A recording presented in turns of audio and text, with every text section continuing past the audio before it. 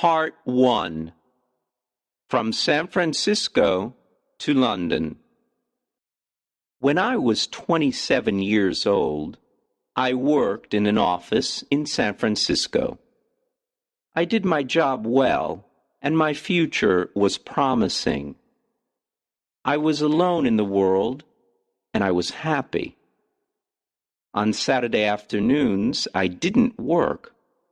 I sailed my little sailboat on San Francisco Bay. One Saturday afternoon, I sailed out too far. The strong afternoon wind pushed my sailboat out of the bay and into the Pacific Ocean. That night, when I had lost all hope, a small British brig saw me and took me on board. The brig was sailing to London. The voyage was long and stormy. I worked as a sailor to pay for my trip. When I arrived in London, my clothes were old and dirty. I had only $1 in my pocket. With this dollar, I ate and slept for the first 24 hours.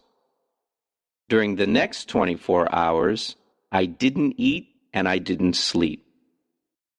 At about 10 o'clock the following morning, I went to Portland Place. I saw a child walking past, holding a big pear. The child ate one small piece and then threw the pear onto the street. I stopped and looked at it. I was very hungry, and I really wanted that pear. But every time I tried to get it, someone passed by and looked at me. I quickly turned in the other direction and waited for the person to pass by. I tried again and again to get that pear, but the same thing happened. I was desperate. I decided to get the pear and not to worry about the people who saw me. At that moment, a gentleman opened a window behind me and said, "Come in here, please." A well-dressed servant opened the door. He took me to a beautiful room. Here, two old gentlemen were sitting and discussing something important. Their breakfast was still on the table. I was very hungry, and I stared at their breakfast. I want to tell the reader that the two gentlemen had made a bet several days before. I knew nothing about the bet until later. Let me tell you what happened. Part 2. An Unusual Bet. The two old gentlemen were brothers.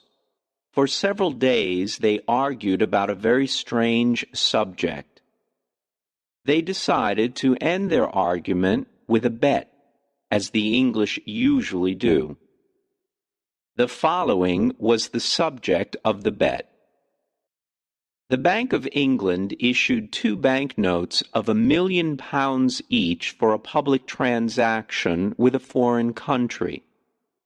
England used one banknote, and the other remained in the bank. At this point, Brother A said to Brother B, "If an honest and intelligent stranger arrives in London without a friend and without money, except for the £1,000,000 banknote, he will starve to death." Brother B answered, No, I don't agree. Brother A said, "If he goes to the bank or anywhere else to change this big note, the police will put him in prison. Everyone will think he stole it." They continued arguing for days until Brother B said, I'll bet £20,000 that the stranger will live for 30 days with the banknote and not go to prison. Brother A accepted the bet. He went to the bank and bought the £1,000,000 banknote. After, he returned home and prepared a letter. Then the two brothers sat by the window and waited for the right man for the bet. They saw a lot of honest faces go by, but they were not intelligent enough. Several faces were intelligent, but they were not honest. A lot of faces were honest and intelligent, but they were not poor enough. Other faces were honest, intelligent, and poor, but they were not strangers. When they saw me from the window, they thought I was the right man. They asked me questions, and soon they knew my story. Finally, they told me I was the right man for the bet. I asked them to explain the bet. One of the gentlemen gave me an envelope. I wanted to open it, but he said, "No, don't open it now. Wait until you are in your hotel room. Then read it very carefully." I was confused, and I wanted to discuss the subject with them, but they didn't. I felt hurt because I was the subject of a joke. When I left their house, I looked for the pair on the street. It was gone. I was quite angry with those two gentlemen. Far from their house, I opened the envelope. I saw that there was money inside. I didn't stop to read their letter. I ran to the nearest eating place. I ate and ate and ate. At last, I took out the envelope with the money to pay for my meal. I looked at the banknote and almost fainted. It was a banknote worth $5 million. I was speechless. I stared at the banknote. The two gentlemen had made a big mistake. They probably wanted to give me a 1-pound banknote. I saw the owner of the eating place staring at the banknote too. We were both surprised. I did not know what to do or say, so I simply gave him the note and said, "Give me the change, please." The owner apologized 1,000 times. "I'm very sorry, but I can't change this banknote, sir." "I don't have any other money. Please change this note," the owner then said. "You can pay for this food whenever you want, sir. I understand that you are a very rich gentleman. You like playing jokes on people by dressing like a poor man. You can come here and eat all you want, whenever you want. You can pay me when you want." Part 3. The Letter. When I left the eating place, I hurried to the house of the two gentlemen. I wanted to correct the mistake they had made. I was very nervous. When I arrived, the same servant opened the door. I asked for the two gentlemen. "They are gone." The servant said. "Gone? Gone where?" "Oh, on a journey." "But where did they go?" "To the continent, I think." "The continent?" "Yes, sir." "When will they return?" "In a month." "A month? Oh, this is awful. How can I talk to them? It's extremely important." "I can't help you. I don't know where they are, sir." "Then I must see a member of the family." "All the family are away. They're in Egypt and India, I think." Before leaving, the two gentlemen made an enormous mistake. They will certainly return home tonight. Tell them that I came here to correct the mistake. I'll return tomorrow." "I'll tell them if I see them, but I won't see them." "Sir, you must not worry, because everything is all right. They will be here on time, and they will see you then. Goodbye." I was confused. My head was in a fog. I did not understand what the servant told me. The letter. I remembered the letter. This is what it said. "You are an intelligent and honest man.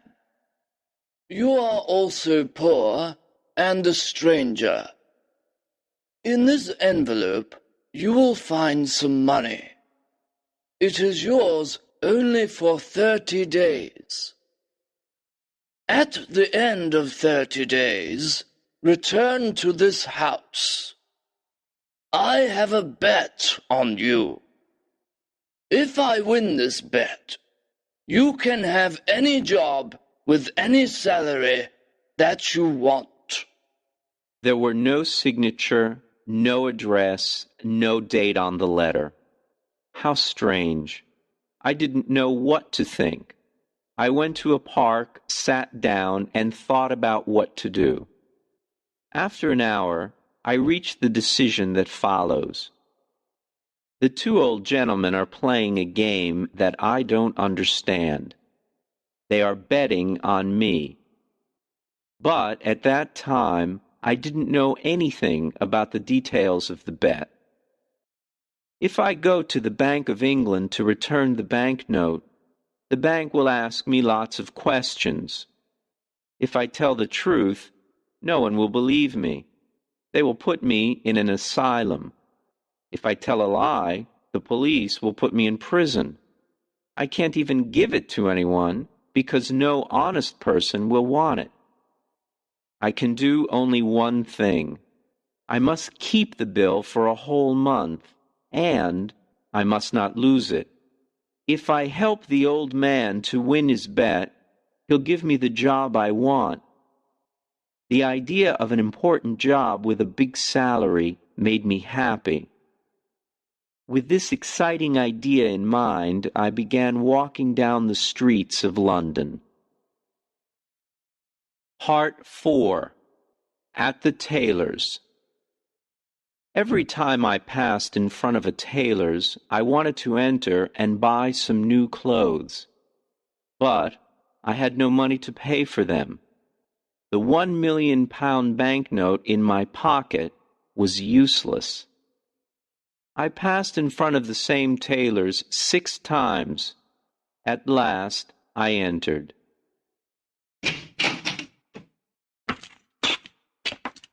I quietly asked if they had an old, unattractive suit that no one wanted to buy. The man I spoke to nodded his head, but he didn't speak. Then another man looked at me and nodded his head. I went to him, and he said, "One moment, please." After some time, he took me to a back room. He looked at several ugly suits that no one wanted. He chose the worst for me. I really wanted a suit, so I said nothing. It was time to pay. "Can you wait a few days for the money? I haven't got any small change with me." The man said, "Oh, you haven't? Well, I thought gentlemen like you carried large change." "My friend," I replied, "you can't judge a stranger by the clothes he wears. I can pay for this suit, but can you change a large banknote?" "Oh, of course we can change a large banknote," he said coldly. I gave him the banknote. He received it with a smile, a big smile that covered his face. When he read the banknote, his smile disappeared.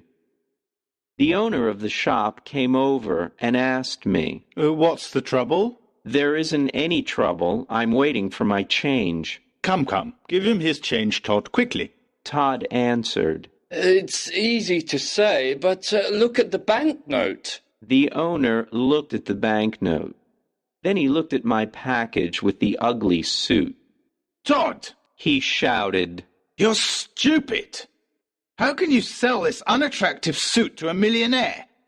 Todd, you can't see the difference between a millionaire and a poor man. I apologize, sir, the owner continued. Please take off those things you are wearing and throw them in the fire.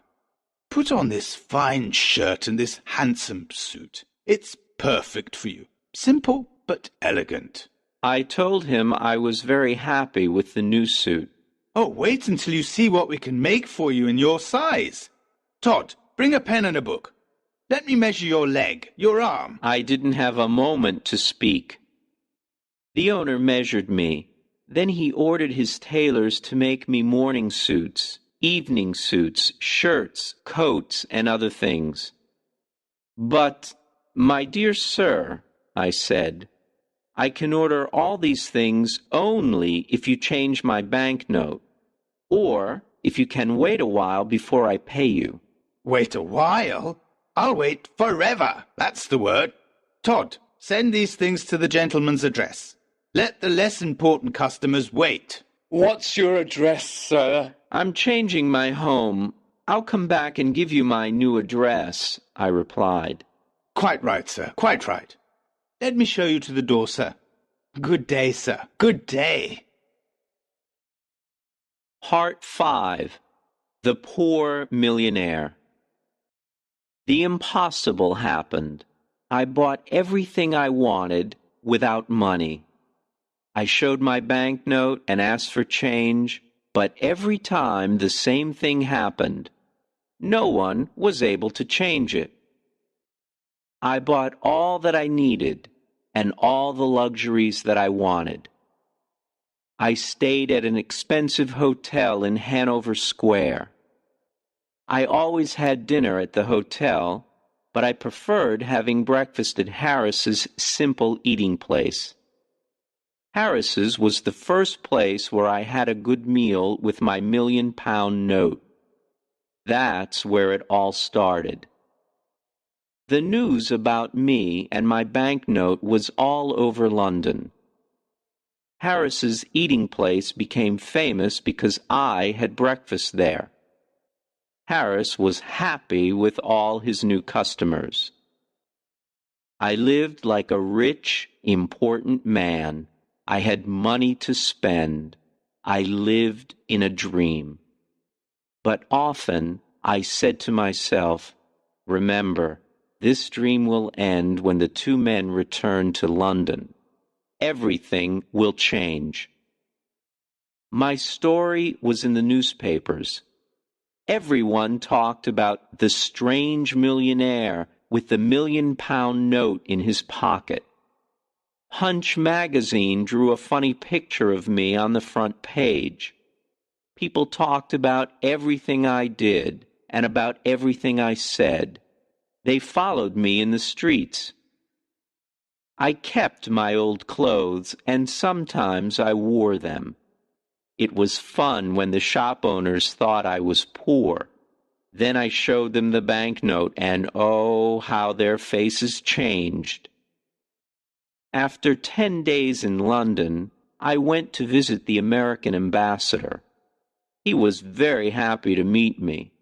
He invited me to a dinner party that evening. He told me that he knew my father from Yale University. He invited me to visit his home whenever I wanted. I was glad to have a new, important friend.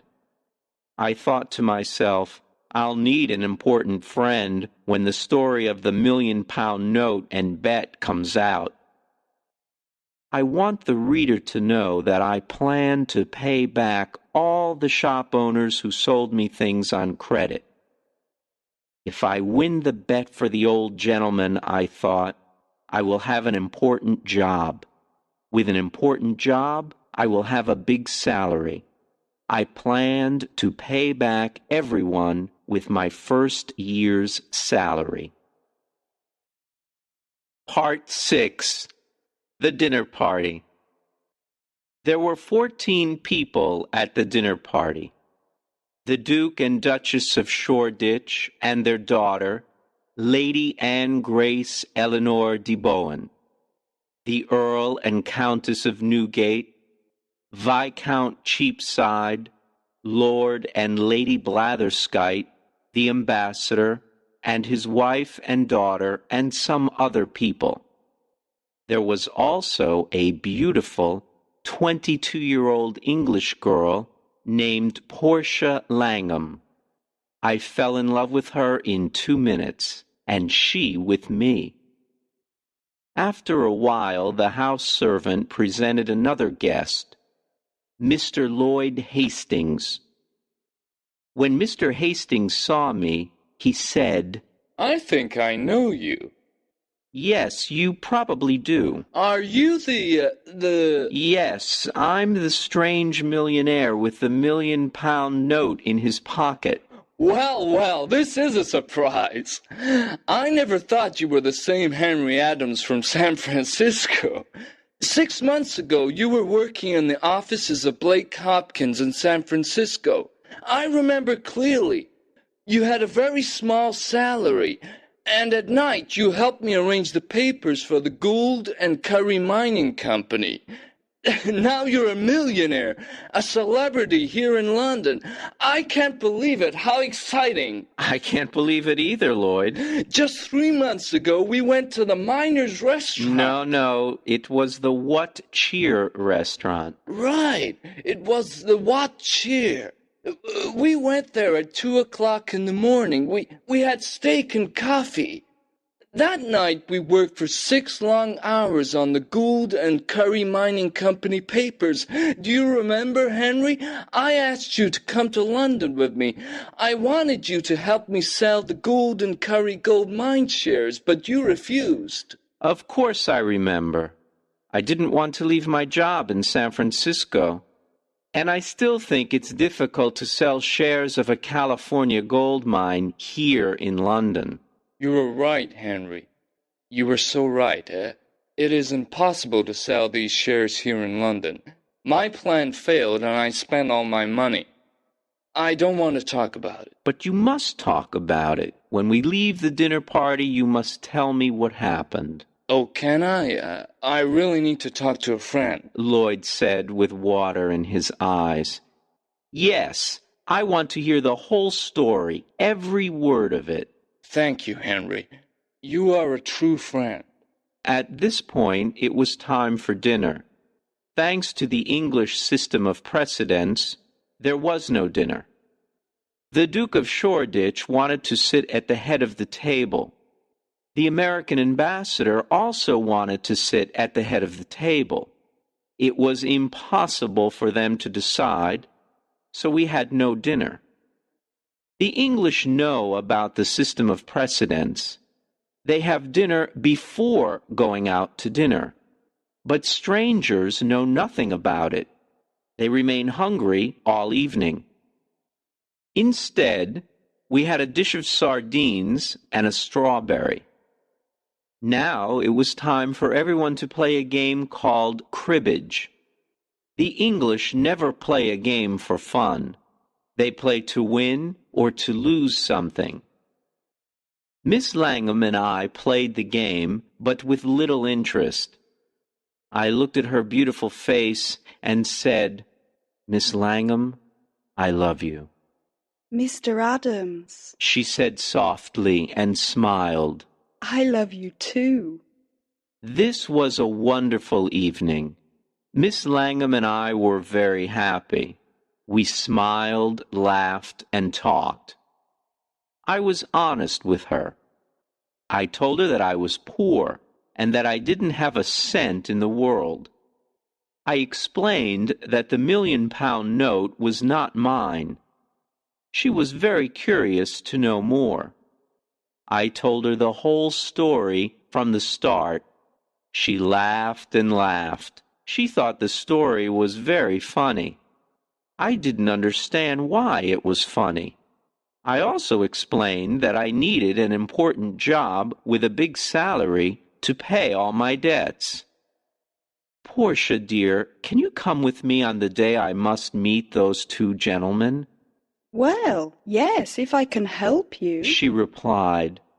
"Of course you can help me. You're so lovely that when the 2 gentlemen see you, I can ask for any job and any salary. With you there, my sweet Portia, the 2 gentlemen won't refuse me anything." Part 7. A $1,000,000 Idea.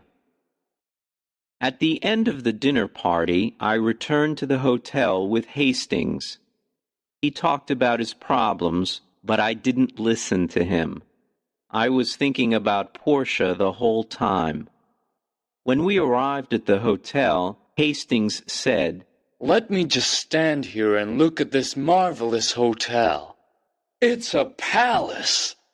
What expensive furniture. You have everything you want. You are rich, Henry, and I am poor. His words scared me. I, too, was poor. I didn't have a cent in the world, and I had debts to pay. I needed to win the gentleman's bet. This was my last hope. Hastings didn't know the truth. Henry, just a tiny part of your income can save me. I'm desperate. Hastings cried. My dear Hastings, sit down here and drink this hot whiskey. Now, tell me your whole story, every word of it. Do you want to hear my story again? But you never told me your story. Of course I told you my story as we walked to the hotel. Don't you remember? I didn't hear one word of it. Henry, are you ill? Is something wrong with you? What did you drink at the dinner party? Oh, Hastings, I'm in love. I can only think about my sweet Portia. This is why I didn't hear your story before. Hastings got up from his chair, shook my hand, and laughed. I'm very happy for you, Henry. Very happy, he said, smiling. I'll tell you the whole story again. So he sat down and patiently started to tell me his story.